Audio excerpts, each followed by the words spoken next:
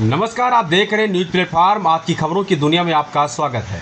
आज की प्रमुख खबरों की बात करें तो बहराइच हिंसा मुख्य आरोपी समेत 25 लोगों के घर चलेगा बुलडोजर। बहराइच हिंसा मामले में बड़ी खबर आ रही। यहां मुख्य आरोपी समेत 25 लोगों के घर अवैध निर्माण में बुलडोजर चलेगा। 17 अक्टूबर को यूपी लोक निर्माण विभाग ने इन सभी के घर पर नोटिस लगाया।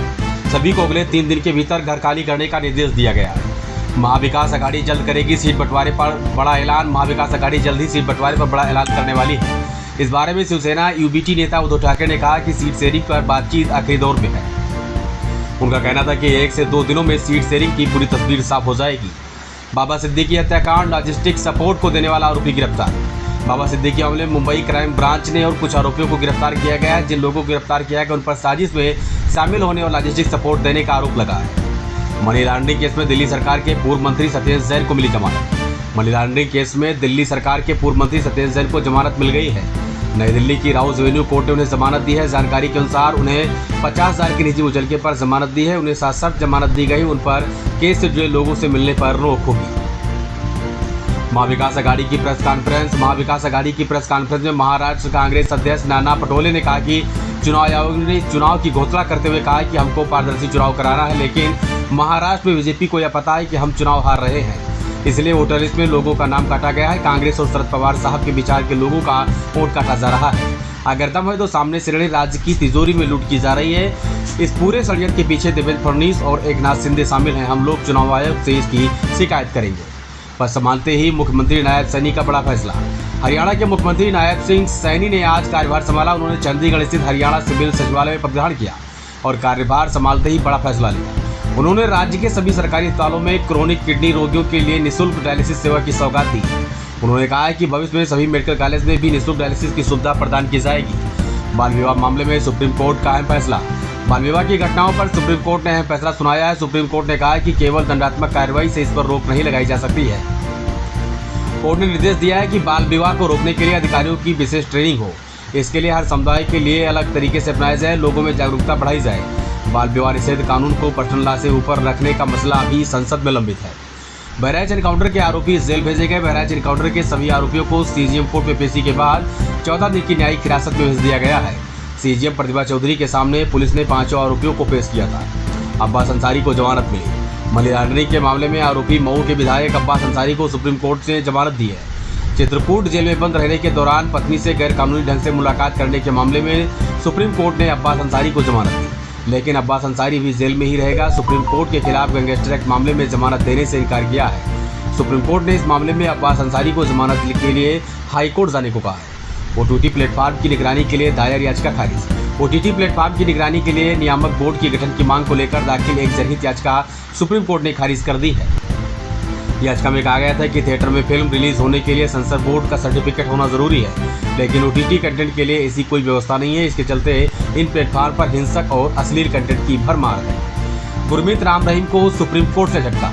डेरा सच्चा सौदा प्रमुख गुरमीत राम रहीम को सुप्रीम कोर्ट से झटका मिला है। बरगाड़ी में श्री गुरु ग्रंथ साहिब जी की बेअदबी के आरोप में 3 मामले में राम रहीम के खिलाफ निचली अदालत में चल रही कार्रवाई जारी रहेगी। इस साल मार्च में पंजाब हरियाणा हाई कोर्ट ने इन मामलों में निचली अदालत से चल रही कार्रवाई पर रोक लगा दी थी। इस आदेश को पंजाब सरकार ने सुप्रीम कोर्ट में चुनौती दी थी। आज सुप्रीम कोर्ट ने पंजाब हरियाणा हाई कोर्ट के आदेश पर रोक लगा दी। कोर्ट ने इसके साथ ही पंजाब सरकार की याचिका पर राम रहीम को नोटिस भी जारी किया है और 4 हफ्ते में जवाब मांगा है। उत्तर प्रदेश में उपचुनाव नामांकन प्रक्रिया। आज से उत्तर प्रदेश के विधानसभा की 9 सीटों पर उपचुनाव होंगे। इसकी सूचना जारी हो गई है। आज से नामांकन प्रक्रिया शुरू हो गई है, लेकिन भाजपा ने किसी भी सीट पर अभी तक एक भी प्रत्याशी के नाम का ऐलान नहीं किया है। सपा ने 7 और बसपा ने कुछ सीटों पर प्रत्याशी घोषित किए हैं। कांग्रेस प्रत्याशियों के नाम पर मंथन कर रही है। 25 अक्टूबर तक नामांकन दाखिल किए जा सकेंगे। 28 अक्टूबर को पर्चों की जांच होगी। 30 अक्टूबर तक नाम वापस लिए जा सकेंगे। 13 नवंबर को मतदान है और 23 नवंबर को मतगणना होगी। दिल्ली के सादरा इलाके में एक घर में आग लगी। दिल्ली के सादरा इलाके में एक घर में आग लगी है। 2 लोगों के जले हुए 100 बाहर निकाले गए, जबकि 2 बच्चों को रेस्क्यू किया गया। दमकल विभाग के मुताबिक सादरा में एक घर में 5:24 में आग लगने की कॉल मिली थी, जिसके बाद दमकल की 6 गाड़ियां और टीम मौके पहुंच गई थी। घर में 4 लोग थे, जिनमें से 2 जले हुए 100 बाहर निकाले गए हैं, जबकि 2 बच्चों को रेस्क्यू किया गया और अस्पताल भेजा गया। यह आग बिल्डिंग की 3री और 4थी मंजिल पर लगी थी। गुजरात के सूरत में बच्चे की मौत। गुजरात के सूरत के डिडोली में छोटा बच्चा खेलते खेलते 4 मंजिल इमारत से नीचे गिर गया। घटना सीसीटीवी में कैद हुई है। बच्चों को अस्पताल ले जाया गया, लेकिन उपचार के दौरान बच्चे ने दम तोड़ दिया। पुलिस ने आकस्मिक मौत का केस दर्ज करके जांच शुरू कर दी है। आज सुप्रीम कोर्ट बाल विवाह मामले पर सुनाएगा फैसला। सुप्रीम कोर्ट ने बाल विवाह के मामले में दायर जनहित याचिका पर सुनवाई करके अपना फैसला सुरक्षित रखा। याचिका में देश में बाल विवाह के मामले बढ़ने और संबंधित कानून का ठीक तरीके से क्रियान्वयन नहीं होने का आरोप लगाया गया था। चीफ जस्टिस DY चंद्रचूड़ की बेंच आज इस मामले पर अपना फैसला सुनाएगी। फरीदाबाद में सिलेंडर फटने से छत गिरी। हरियाणा के फरीदाबाद जिले के भाकरी गांव में गुरुवार देर रात भीषण हादसा हो गया। सिलेंडर फटने से घर की छत गिर गई और मलबे के नीचे दबने से दादा दादी और उनके 14 साल की पोती की मौत हो गई। हाइड्रा मंगाकर मलबे को हटाया गया और करीब 1 घंटे की मशक्कत के बाद तीनों को बाहर निकालकर अस्पताल पहुंचाया गया, लेकिन तीनों की मौत हो चुकी थी। तीनों के शव बादशाह खान नागरिक अस्पताल में रखवा दिए गए हैं। ब्लास्ट की वजह से पड़ोसी के घर की दीवार भी गिर गई, जिससे 3 लोग गंभीर रूप से घायल हो गए हैं, जिन्हें निजी अस्पताल में भर्ती कराया गया है। पुलिस मामले की जांच कर रही है। पटना और दिल्ली के ठिकाने पर चल रही रेड। पटना और दिल्ली में कई ठिकानों पर ईडी की रेड चल रही। बिहार के सीनियर IAS अधिकारी संजीव हंस के ठिकानों पर ईडी की छापेमारी हुई। मनी लॉन्ड्रिंग एक्ट के तहत कार्रवाई हो रही। कुछ दिन पहले ही ईडी ने संजीव हंस के खिलाफ मनी लॉन्ड्रिंग एक्ट के तहत नया मामला दर्ज किया था। जांच के दौरान ईडी को संजीव हंस की पत्नी के अलावा उनके कई रिश्तेदारों के खिलाफ भी ईडी को सबूत मिला है।